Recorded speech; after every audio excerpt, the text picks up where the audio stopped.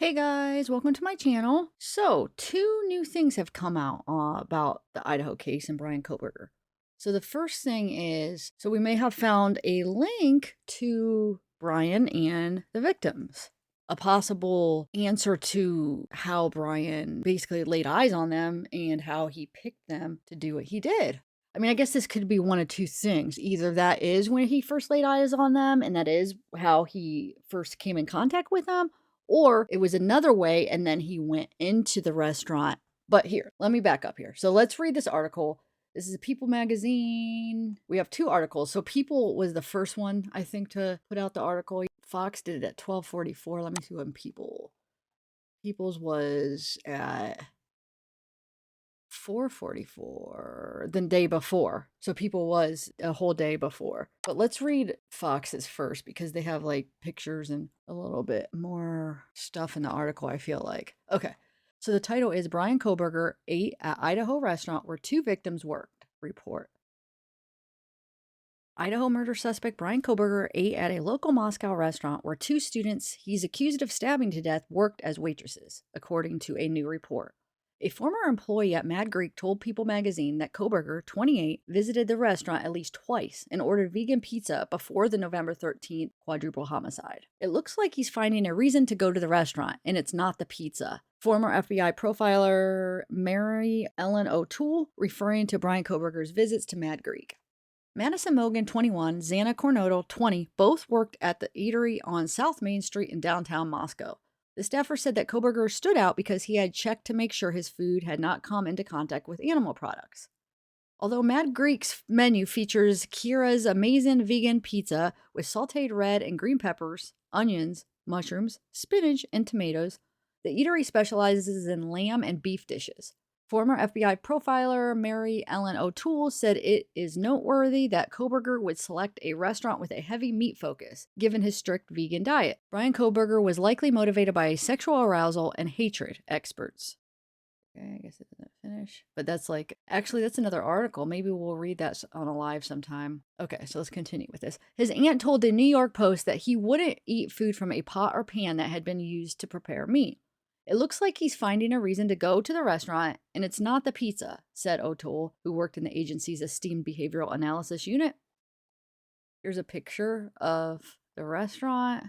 It says interior views of the Mad Greek restaurant in downtown Moscow, Idaho on Thursday, November 17th, 2022. Two of the victims of the Sunday's quadruple murder, 21-year-old Madison and 20-year-old Xana, were servers at the Mad Greek. It said Derek Shook for Fox Digital. It wasn't clear whether Kohberger interacted with either victim or dined in on the visits.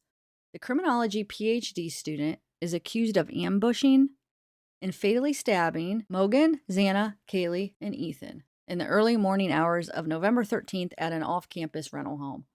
A now-deleted Instagram account that appeared to belong to Kohberger followed Mogan, Coronado, and Gonzalez, People reported.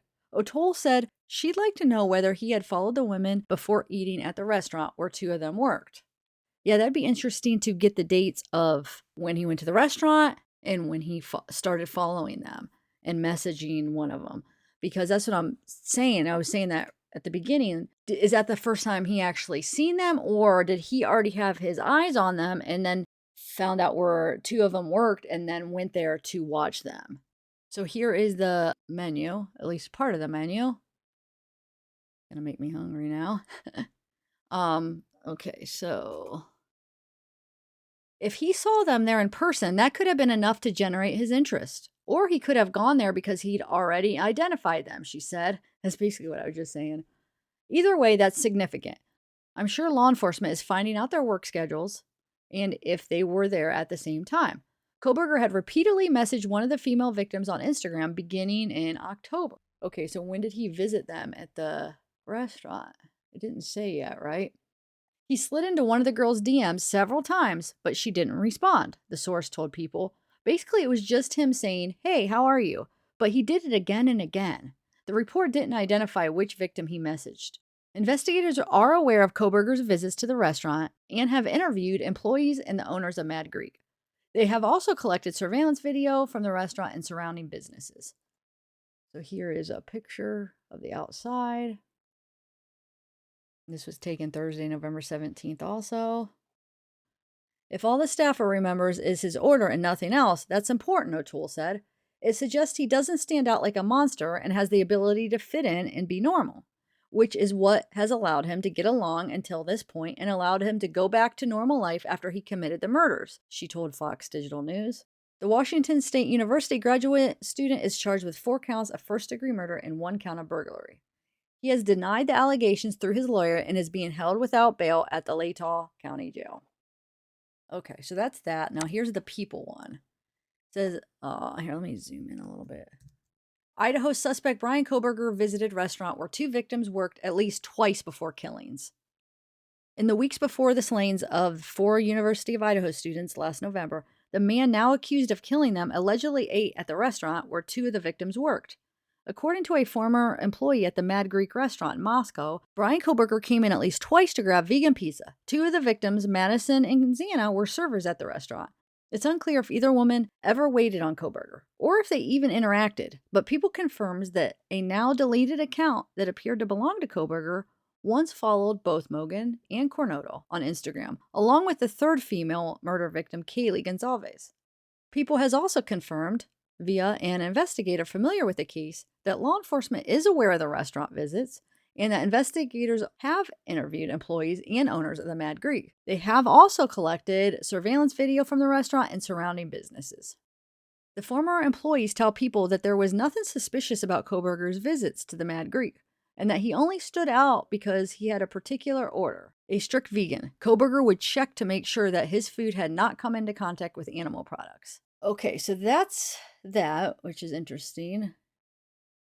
Be interesting to get some dates, but it's good we're slowly making connections between him and the victim so we could kind of start to see the story. You know what I'm saying? Now, the other thing is one of my viewers had emailed me earlier today. Thank you. You know who you are. Thank you so much. But this TikTok account, it's Madeline Mayer.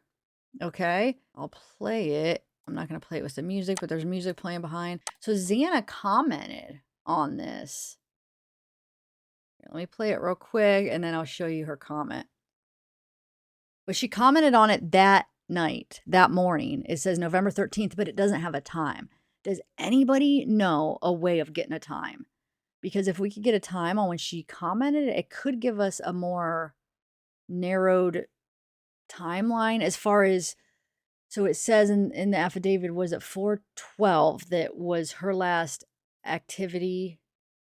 Or basically it says she was active on TikTok until 4/12. But we were talking about that in the live stream. Like, if her phone is logged onto the app, right, and she's maybe not even active on it, it might still show it until 4/12 because her phone's on it. And we're trying to figure that out. Was she actually active on it? So if we could get an actual time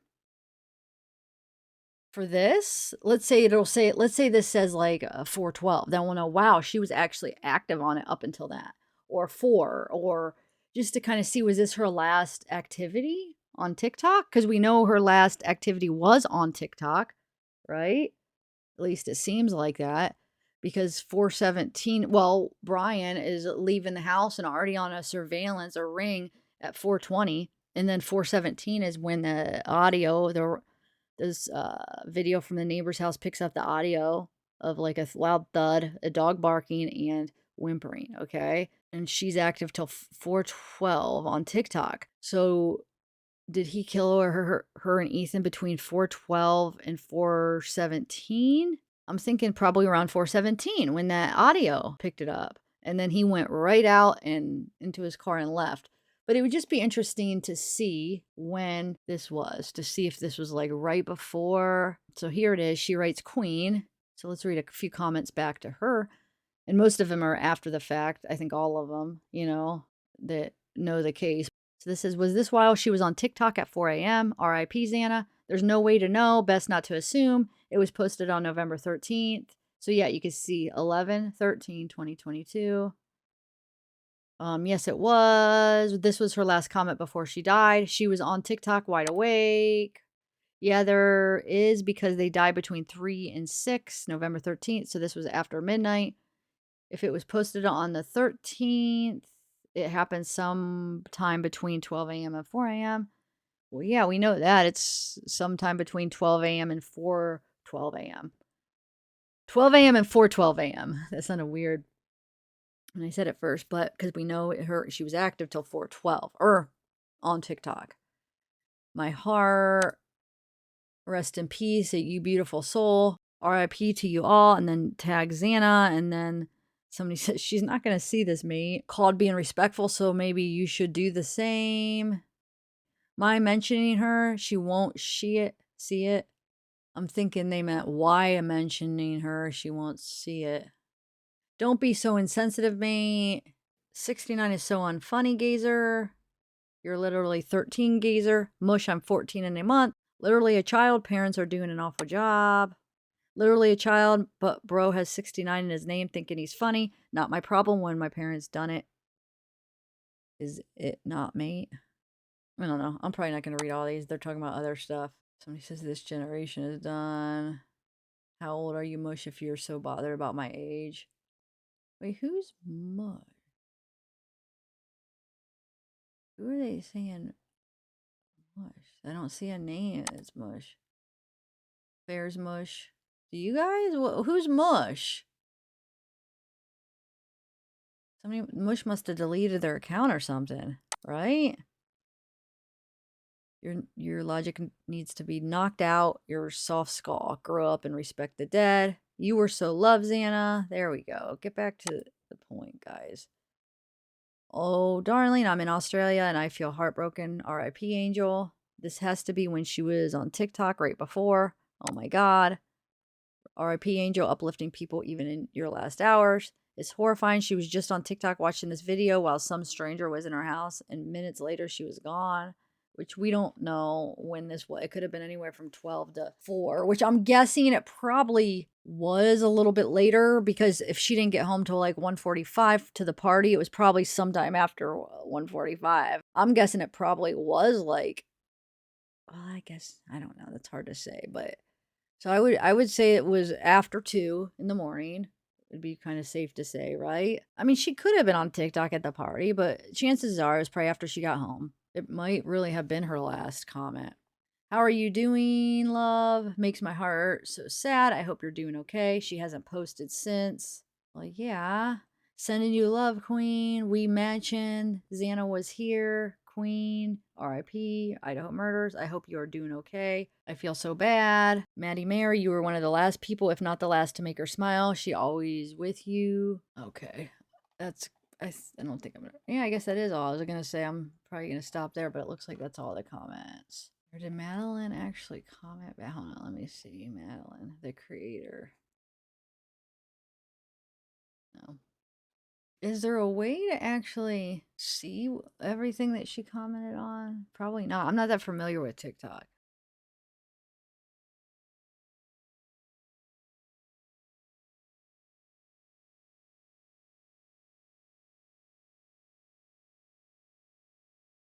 This I don't think has her in it, does it?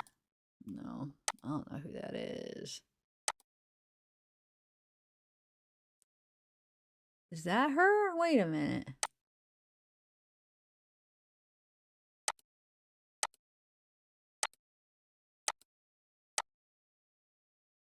Yeah, that does look like her, right?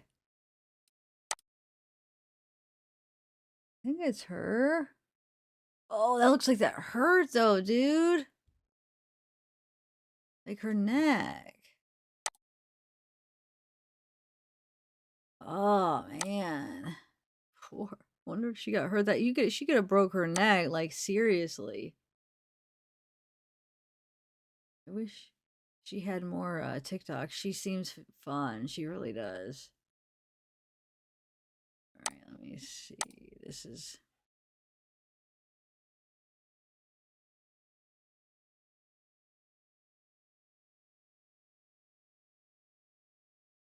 there's Kaylee. Who's she talking? Okay, so let's do. Is she in this one? Oh yeah, she's right there. Well, I almost didn't recognize her first. Okay, here, I'll do it one more time. Oh, it is so sad, man.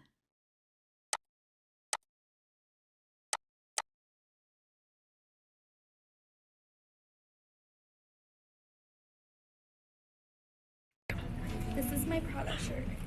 Got this off the website. Got this off the website. Mine's from Goodwill. And I stole mine. All right, guys, that's all I have for you today. Let me know what you think.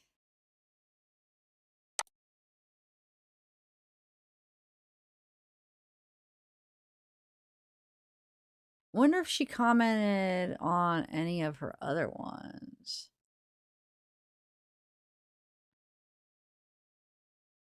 That's that. Let's see. I'm just trying to see if Xana commented on any of her other videos.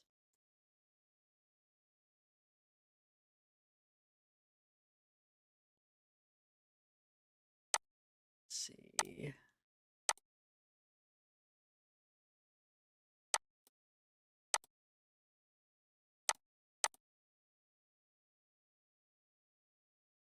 Is that kind of strange that she only commented on one?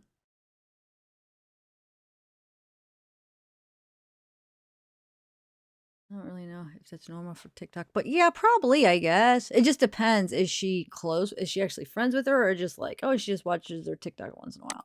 So she commented. Who knows? Yeah, she actually doesn't have that many TikToks. All right, guys, that is all I have for you. I'm going to be doing a live here in a little bit on the Valo and Delphi case. So come check it out, guys. There's a lot of new stuff going on with those two cases, and they're really important cases in the true crime community. So hopefully I'll see you there. Everybody have a good day, night, morning. You gotta see yourself in the face of your brother.